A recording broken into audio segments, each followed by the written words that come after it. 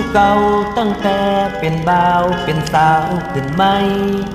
เจ้างามป่านว่านางไออายก็ได้ชายาผาแดงให้บ้านว่าเหมาะสมเป็นสิ้นสองตอนอ่อนเชียให้แต่งเพิ่นอยากเห็นเขาหาเขาแหง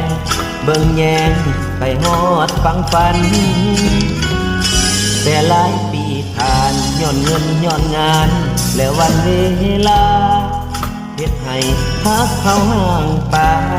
โชคชะตาพัดพาจากกันข่าวว่าน้องนางไอมีคนป้อนไข่ได้เข้าพาควัน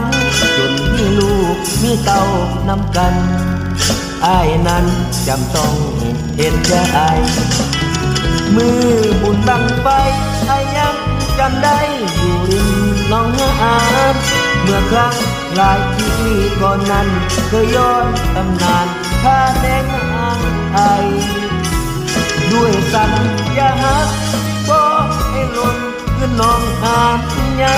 ที่ยักษ์ซากผ้าแดงนางไอที่หักกันไปบ่วายสายแน่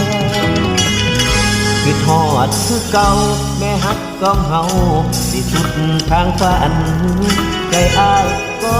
ยังยืนยันถึงชาตินี้นั้นบ่ได้เป็นแฟนอ้ายที่จูดบังไปเอวฝากคำไป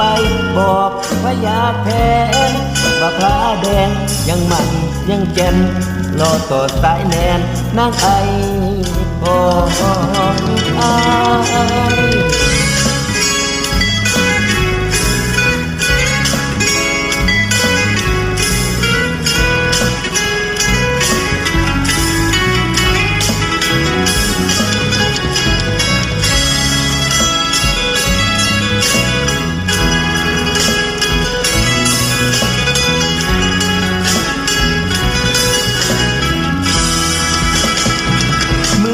บุญบังไปอายังจำได้อยู่ริมหนองหานเมื่อครั้งหลายปีก่อนนั้นเคยย้อนตำนานทางแดงไอด้วยคำอย่าหักที่บอกให้หล่นคือหนองหานใหญ่ที่ยักษ์ซากผ้าแดงนางไอที่หักกันไปบ่วายสายแน่ที่ทอดคือเก่าแม่ฮักสองเฮาที่สุดทางฝันใจอ้ายก็ยังยืนยันถึงชาตินี้นั้นบ่ได้เป็นแฟนอ้ายสิจูดบังไปแล้วฝากคำไปบอกพญาแทนบักผาแดงยังมันยังแก่นรอต่อสายแนนนางไอของอ้ายชาตินี้ขาดห่วงใจสะอาดไหมนางไอของอ้าย